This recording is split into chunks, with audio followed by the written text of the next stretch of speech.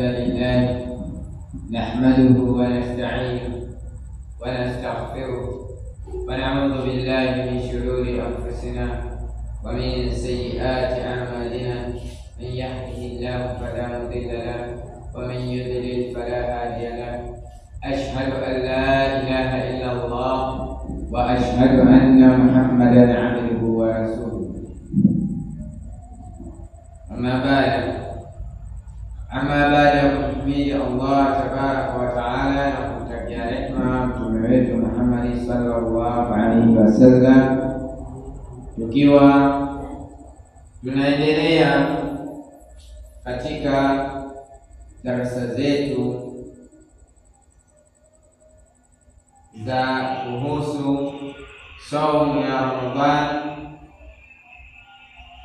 na tumelifahamisha jambo ambalo nilitutangulia katika kuisoma Qur'an, lakini tukiingia katika ahkamu siyam na masharti yake, kama tulivyoona katika maelezo mbalimbali ambayo tumeyaona hapo nyuma yaliyokuwa yamepita.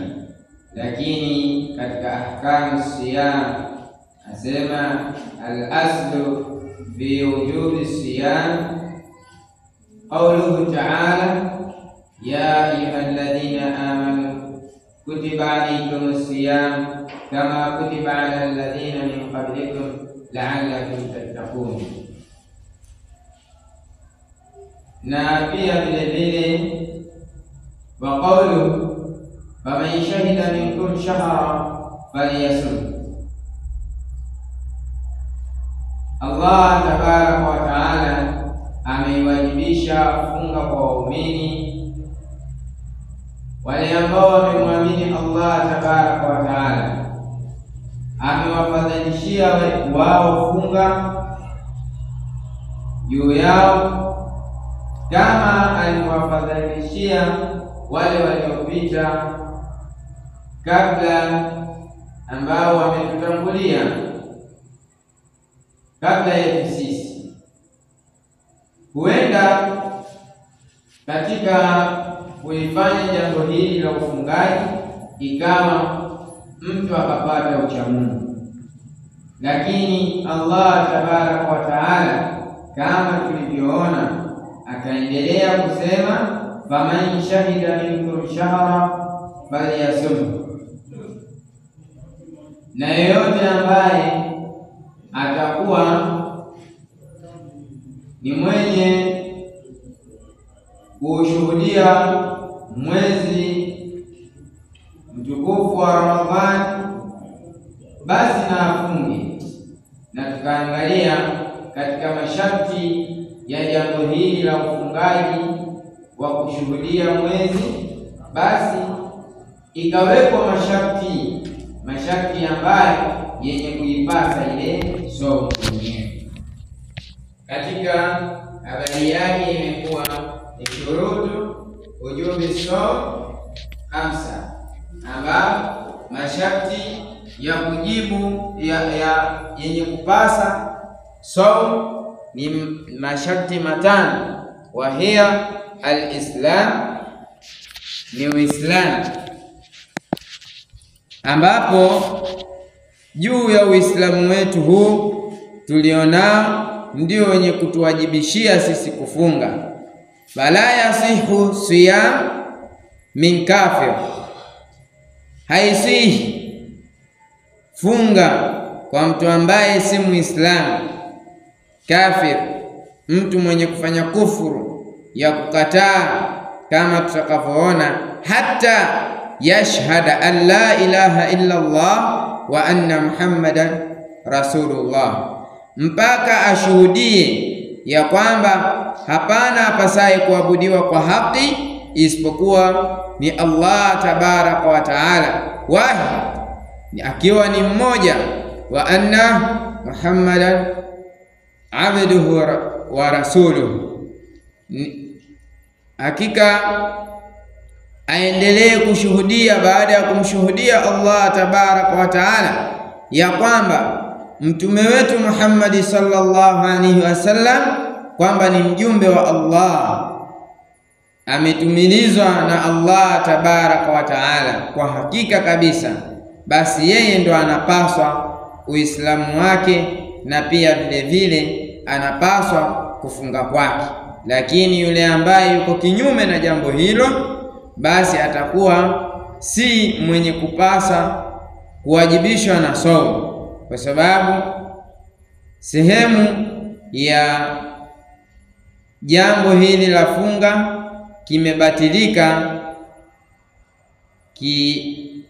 imebatilika sehemu ya Uislamu wake, kwamba hana Uislamu yeye, kwa hiyo hatapasa kufunga hata kama atakuwa anafunga na akawa anajua njia zote ambazo zinaweza kuzuilika, aidha kula au kunywa na kufanya jambo jingine lolote lile lenye kujizuia, basi haitapaswa kwake.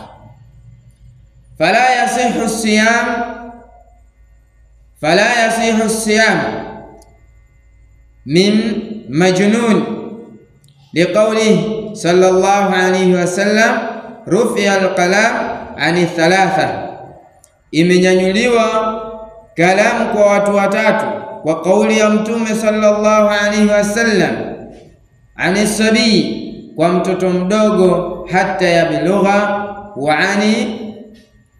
ani naim, na aliyelala, hata yastayqidha, mpaka aamke, wa ani almajnun, na mtu mwenye kuchanganyikiwa akapata wenda wazimu, hata yufiq, mpaka azinduke arejee katika hali yake ya kawaida. Na hii amepokea hadithi hii rawahu Abu Daud. Albulugh, sehemu ya tatu ni sehemu ya baligh. Fala yajib siyam ala saghir hatta yablugha, lakin idha kana sabi, lakini ikiwa huyu mtoto mdogo haitapasa siyam, funga kwa mtoto mdogo mpaka abaligh. Lakini idha kana sabi, pindi atakapokuwa mtoto mdogo mumayyiz, anapambanua, akawa analijua mambo fulani fulani, akawa anatumika na kujua kujibu baadhi ya masala, basi huyu mtoto mumayyiz akiamua yeye kufunga, hakufikisha wajibu, lakini akaamua yeye kufunga kwa ajili ya kujifundisha, Allah tabaraka wa taala anamlipa saumu yake, kama alivyosema mtume sallallahu alaihi wasallam, swama sahha saumahu, inakuwa inapasa inachukuliwa ile saumu yake, inasihi saumu yake ambayo atakuwa ameifunga. Alqudrat ala saum, na pia vile vile katika kipengele cha 4, fala yajib saum ala man la yaqdir alayhi kalmarid, haipasi saum, haipasi funga juu ya ambaye anashindwa juu ya funga yake hiyo kutokana na maradhi yake.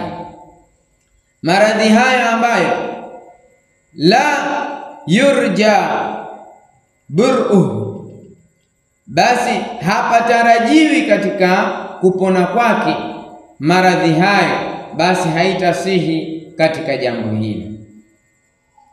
Adam mani,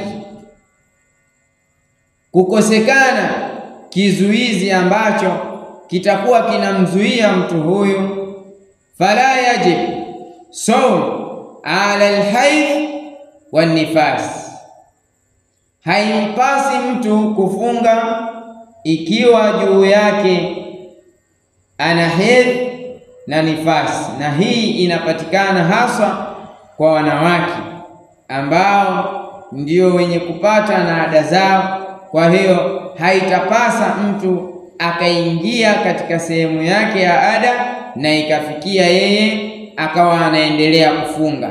Hapo atasitirika katika jambo hilo na haitampasa yeye katika sehemu ya funga.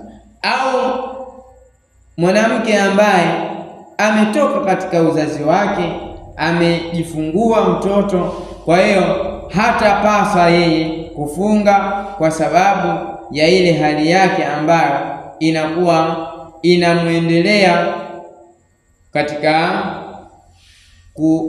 kujifungua mtoto huyo. Basi ikiwa katika hali hiyo na ikawa kuna ada zinapatikana hapo ndani yake, haitampasa kwa mwanamke huyo kufunga. Lakini baada ya kuyatambua haya, tukiendelea mbele, tunaangalia katika arkanu siyam. Katika nguzo za funga, arkanu siyam, nguzo za funga, ithnani wahuma, nguzo za funga ni mbili, nazo ania, ni mtu anatia nia kutokana na kule kufunga kwake. Jambo la nia ni jambo la wajibu sana, mtu kutia nia katika nafsi yake kwamba yeye atafunga kesho. Na kwa hali hii tutaiona jinsi gani kutia nia kunavyohitajika. Lihadithi Aisha radhiyallahu anha ani nabii sallallahu alayhi wasallam, kutoka kwa mtume sallallahu alayhi wasallam, qala, amesema, man lam yubayyit siyam qabla tulu'i al-fajr fala siyama lahu, rawahu Darqutni. Ameipokea hadithi hii Darqutni, ambaye anasema ya kwamba mtume sallallahu alaihi wasallam amesema,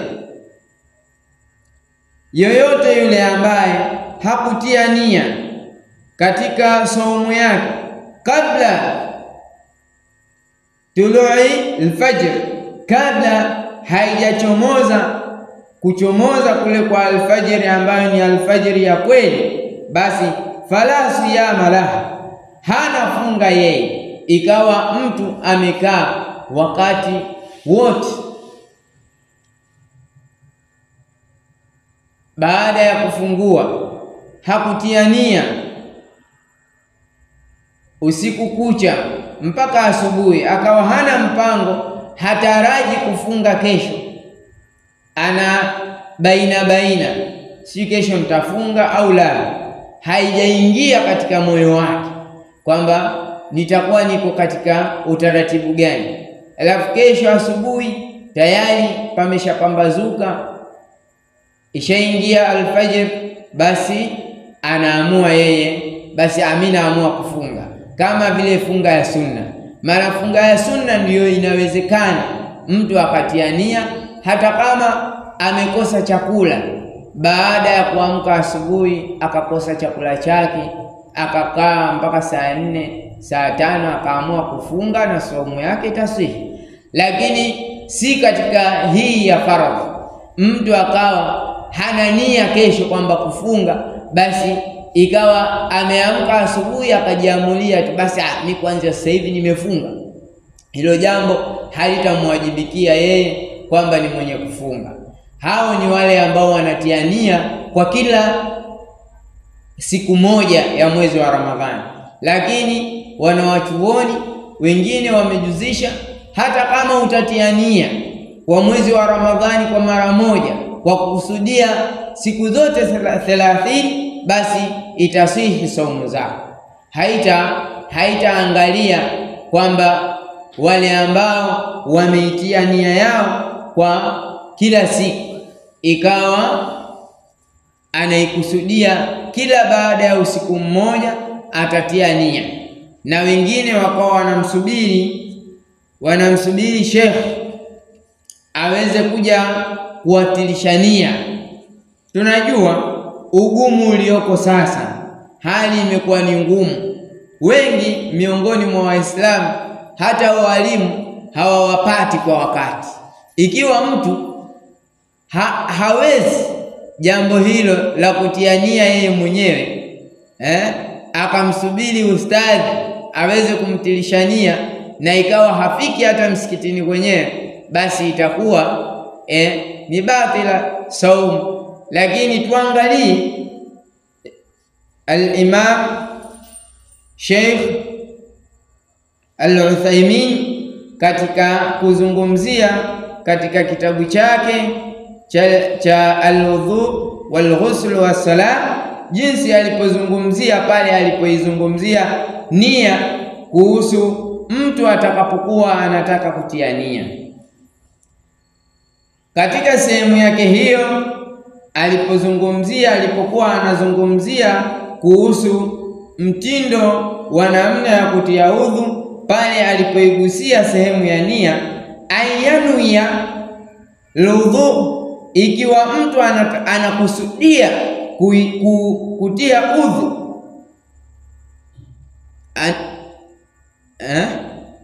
ikiwa mtu anakusudia kutia udhu, basi anasema kwa nia yake hiyo ndani yake, biqalbi, ni kwa moyo, na si udhu tu basi hata ile funga pia ni kwa moyo, sawa, biduni nutqi binnia, bila ya kuitamka ile nia inakusudiwa hapa.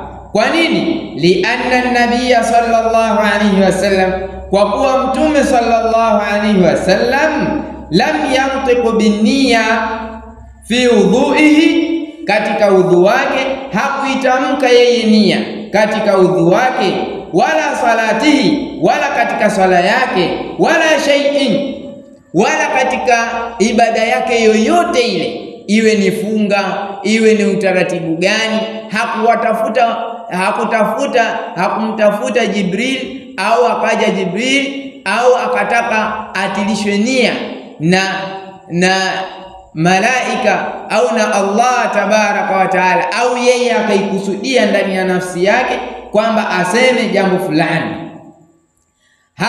Hakukusudia katika jambo lolote, min ibadatihi, katika ibada yake yoyote ile hakuikusudia jambo hilo la nia.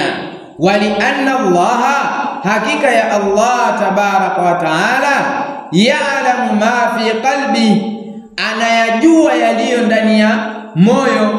Fala hajata, hana haja ay yukhbar amma fihi, hana haja Allah tabaraka wa taala kumuhadithia, kumpa habari, kwa sababu nia inakuwa fi qalbi, katika moyo, lakini si katika matamshi. Unapotoa matamshi, hiyo ni habari kamili, sio nia. Nia inakuwa ni ndani ya nafsi, ndani ya moyo wako mwenyewe, kwamba wewe unakusudia kufanya jambo fulani kesho. Kwa hiyo wale wanaokusudia kwamba kesho sisi tunafunga, basi wao ndio tayari wameshatia nia. Lakini sio kwamba mtu amekaa akachukua muda ni mrefu, ana baina ya mambo mawili, kesho sijui nifunge sijui nisifunge, somo ya jana mimi imenishinda, nitaangalia kesho asubuhi. Kwa hiyo pale bado yeye moyo wake una baina, hajui nini cha kufanya. Amekaa akapitiwa na usingizi, akalala, mpaka ikampambaukia yeye alfajiri, ndio wanaozungumziwa hawa ambao hawatii nia zao, wako katikati wenye kulegalega mpaka inawachomozea alfajiri. Sasa anakusudia sasa, mimi nitafunga. Kwa hiyo hawa ndio wanaokusudiwa katika sehemu ambayo inakusudiwa katika sehemu ya nia. Kwa hiyo sehemu ya nia inakusudiwa kwamba mtu atie nia sehemu ya usiku, kwamba akusudie kesho mimi nitaendelea na saumu, ndiyo inachokusudiwa hapa. Lakini pia vile vile katika sehemu nyingine ya pili katika nguzo hizi mbili za arkan saum, nguzo za saum, sehemu nyingine imsak anil muftirat, kujizuia na vile vyenye kufunguza. Liqaulihi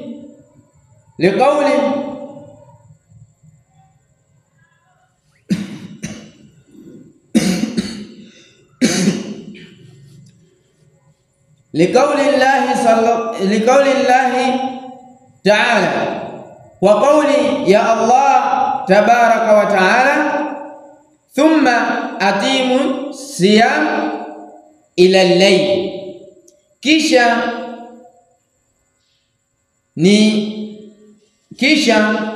ni kutimiza ile funga mpaka usiku, yani litakapozama jua, basi mtu ikawa ameitimiza ile sehemu ya saumu yake, kwamba inakusudiwa hapa wale ambao wanaikamilisha ile saumu yao. Saumu iko katika utaratibu wa saumu, kuna kujizuia na vyenye kufunguza. Mfano, jambo la kwanza anajizuia na vyenye kujifunguza kama vile aklu wa shurb, kula na kunywa.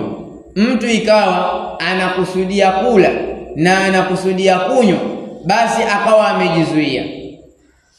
Lakini pia vile vile ikawa amejizuia jimaa, ikawa katika sehemu ya kuingiliana baina ya mke na mume, hapo pia imezuiliwa. Na baadhi ya yale ambayo yanapelekea kujidunga labda sindano ya lishe na utaratibu mwingine, kama tutakavyoona katika kipengele kinachokuja, ikiwa mtu amejiongezea nguvu katika mwili wake, pia inakusudiwa hapo, si katika kulifanya jambo hili jambo linakuja hapa mbele. Kwa hiyo vipo vitu vingi ambavyo vinakusudiwa kwa mtu mwenye kufunga, huenda akapelekea kuiharibu saumu yake.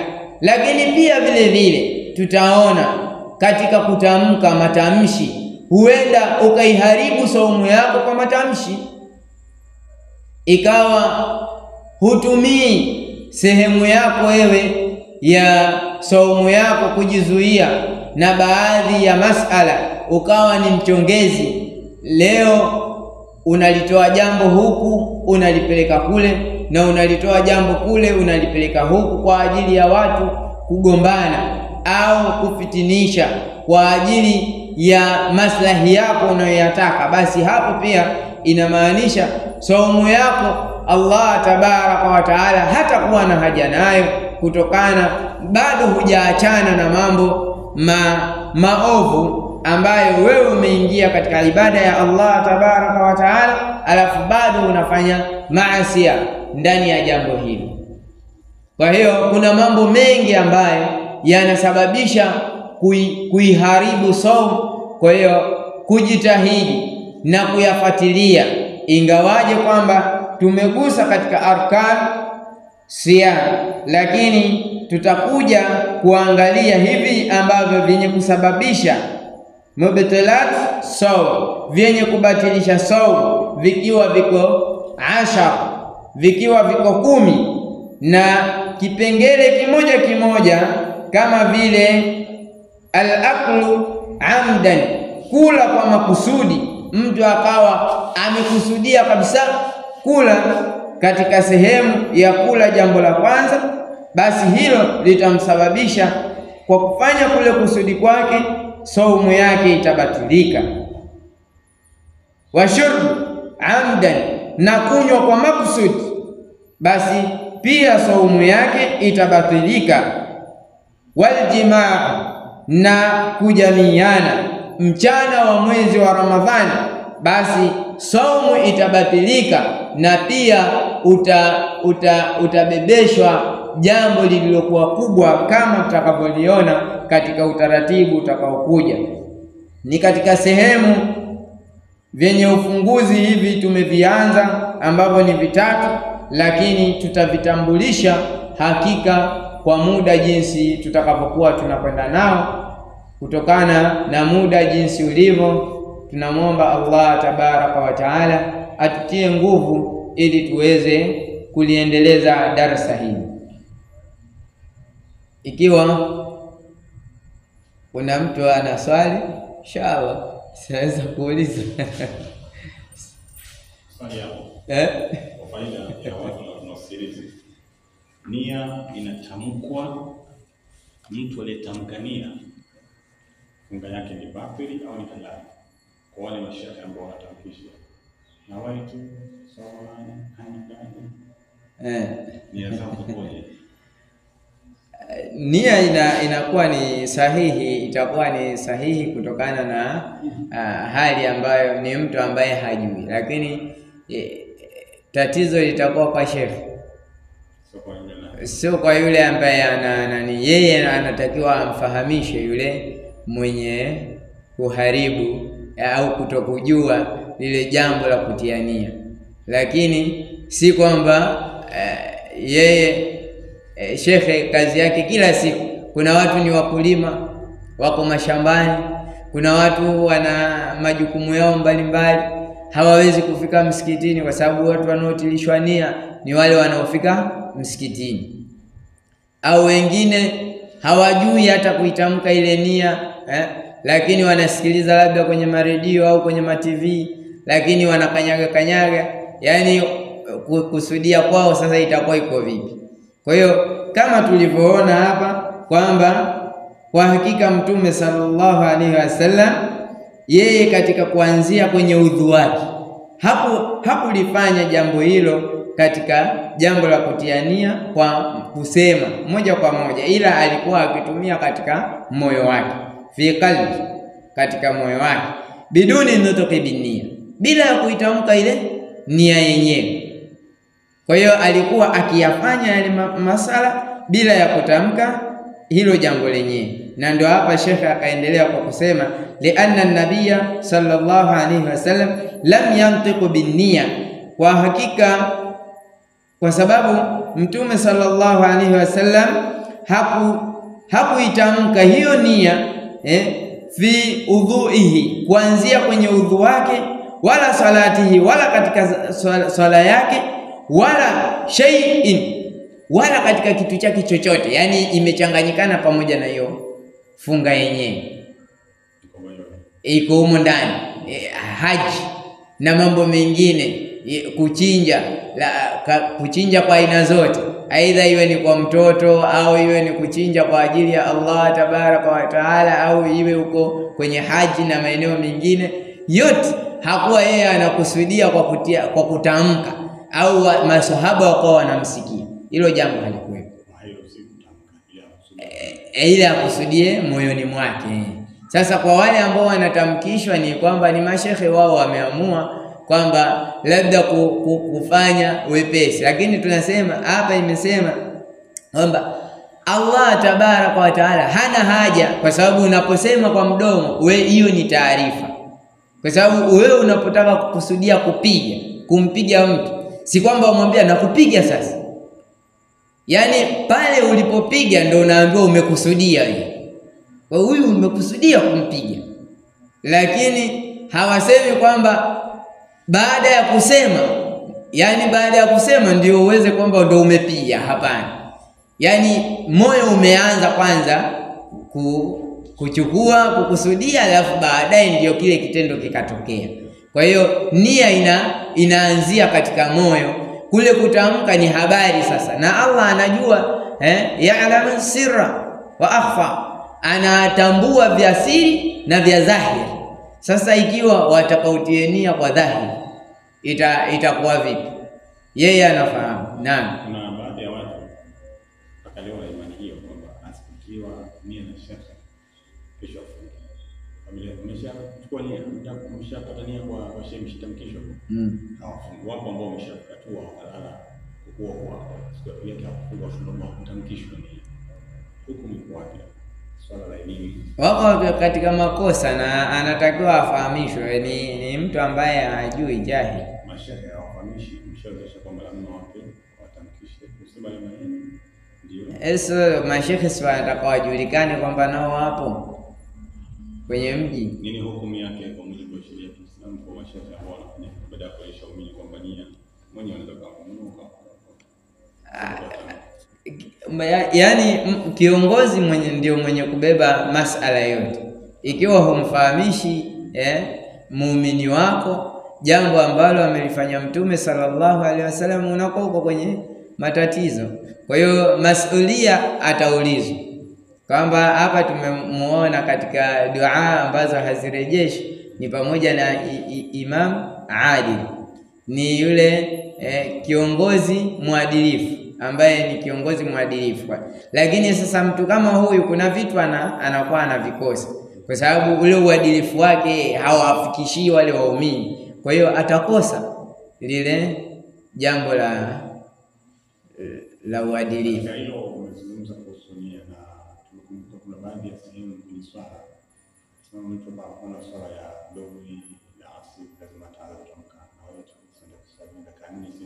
Hii ikoje?